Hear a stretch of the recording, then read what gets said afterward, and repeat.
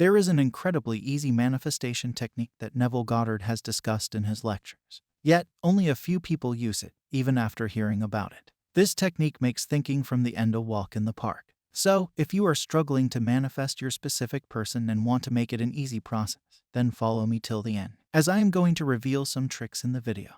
And I even gave an example of what it looks like to think from the end at the later parts of the video. When I heard this technique for the first time, it felt like it would work, but initially it was hard for me. But once I got hold of it, things started shifting quickly and effortlessly, and almost everything I desired at that time came true. Now, the technique I am talking about is the inner conversation technique. You have probably heard it, but have you used it? Inner conversations are a fail-proof technique that can change your state of being very easily. It is the ultimate tool to land up in the feeling of the wish fulfilled. I know you have imaginary conversations all the time, whether you go to work or are at home. You are having this conversation in your head constantly. You can be involved in arguments with people. You can be involved in complaining about things. You might be cursing the authority figures in your head, as you cannot say them out loud. You are replaying the old conversations that you had with a specific person. Maybe you are having inner conversations with people who insulted you, and you want to get even with them. You are having these conversations every day. I, too, observe myself having them. It is very natural and human to have these in your head. Almost everyone has them. Whenever you are having these conversations, you are simply imagining them, as imagination is not limited to visuals or touch. These conversations are also imaginary. So, in a way, you are always imagining one thing or another. The moment you woke up, you started having these conversations in your head. While sipping a cup of coffee, you are imagining people with whom you will have these conversations. If you work and you are running late for your workplace, you will be having these inner conversations with your boss, telling him that you got a flat tire or that there was traffic on the way.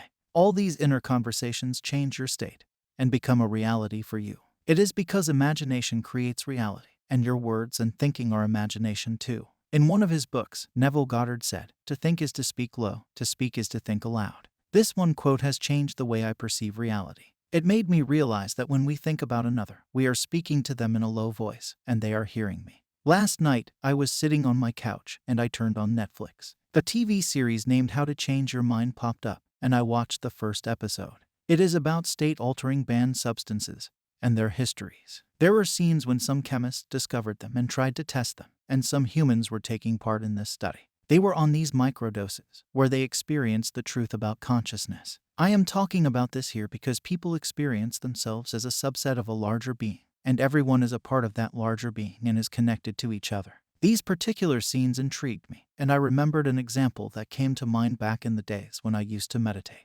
I think I have definitely discussed it in my videos, and it again got confirmed last night. My insights at that time were that we are in a web of invisible wires. Every time I think of someone or something, I send signals to them. It does not matter if they are sitting 10,000 miles away from me. It reaches them, these invisible wires connect them, and it happens quickly. The point of telling you all of this is to make you understand that your inner conversations are reaching the subjects in some strange way. So, it becomes highly important to control these inner conversations. You're not having these conversations with yourself, you're connecting with the world, and through them, you're connecting with God. These conversations are defining the conditions of your life, the circumstances, and manifesting them on the physical plane. There was a woman who was a costume designer, and she was a student of Neville. She came to Neville and discussed how unjustly his boss treated her. She was having a hard time with her boss, and she didn't like the way he would behave with her. After hearing this, Neville knew that she was engaging in mental conversations with her boss. The path of her conversations was not fruitful, and she confirmed that. She admitted that she was always confronting her boss in her mind.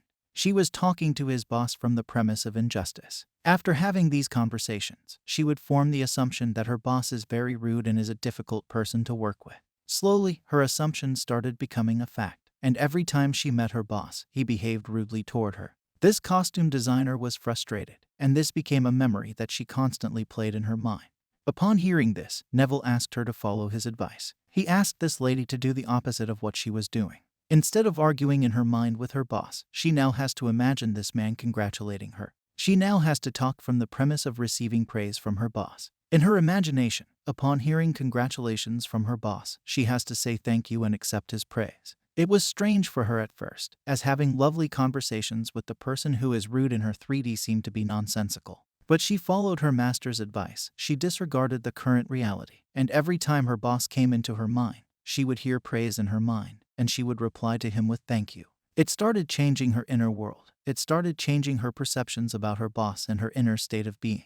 Now the 3D being a huge mirror reflected all of this back to her. Her boss started showing her kindness, and it became easy for her to work with her boss now. He even praised her. This is the secret sauce that very few people use, but the one who uses it gets tremendous results. Like her boss, you might have a specific person who is behaving rudely or coldly toward you in your 3D reality. You might be complaining about it to your friends or in the comment sections. You are seeking advice from everyone about how to change it. If you ask me, my answer would be like Neville's. You have to change the premise of your inner conversation. Hear them saying, "I love you." Hear them telling you that you are the only one they like. Reply to them by saying that you too love them. Let it be a conversation where you are a priority. Hear them saying lovely things to you, and reply to them with kindness. The 3D doesn't matter, it shifts in no time. You always have to be concerned about your inner state. Your goal is always to change the inner self. The 3D does not matter, what you feel internally matters. Talk to everyone the way you want them to show up in your reality, as others only echo what we whisper to them in secret. These inner conversations are impacting you deeply. They are a very powerful tool and can change states very easily. Just remember a time when a friend behaved rudely toward you. Afterwards, you were so involved with getting even with them, talking back to them in your mind, that you just lost a sense of your external world. It was like you are in that moment telling them that what they did was very rude and whatnot. You were so lost in that conversation that you forgot where you were and what you were doing. I hope you are getting what I am saying.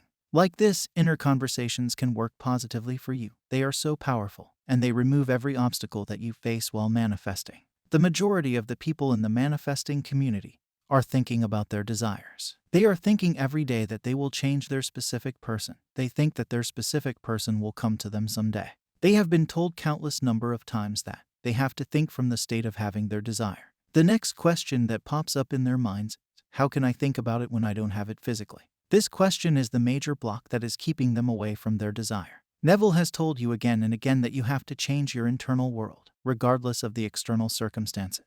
You can think from the state of having your desire. That is the whole game of manifestation. The one who is successful at doing it becomes the master player in the game of manifestation. So, just tell me, when you were in high school, didn't you think about how your college life would be even though you were physically in high school? Or, when you had your first crush, didn't you imagine holding their hands and kissing them when they were not physically present?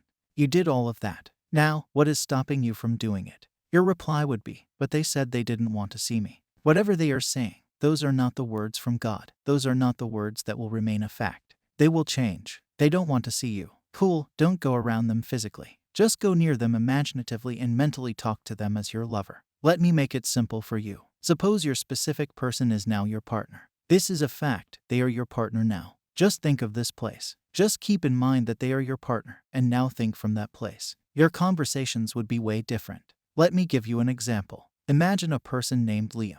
I will present Liam in two scenarios. In the first scenario, Liam has a crush on Katie, and he wanted to take her on a date. Imagine what Liam would do. What would his words be? How would he feel when asking Katie out? Liam might ask, "Katie, what are you doing this week?" Then Liam might wait for Katie's response. If she responds, "Nothing much," then Liam presented his offer of taking Katie out on a lunch date. Now, Katie responds, "Cool, I will be there," and they both went to date. Imagine how Liam would feel when asking out Katie. You know that feeling. You know that Liam was asking for Katie's confirmation. You know Liam's heartbeat changed while asking Katie out. Now imagine a second scenario where Liam and Katie are in a relationship, and Liam wants to go to lunch with Katie. Now, what would Liam do? If I were Liam, I would drive straight to Katie's home and take Katie with me to the lunch date. I would be confident that she would come with me, and Katie would be more attracted to me now that I was leading her, as I know she is a human and she likes to be pampered with food in the afternoon of a weekend.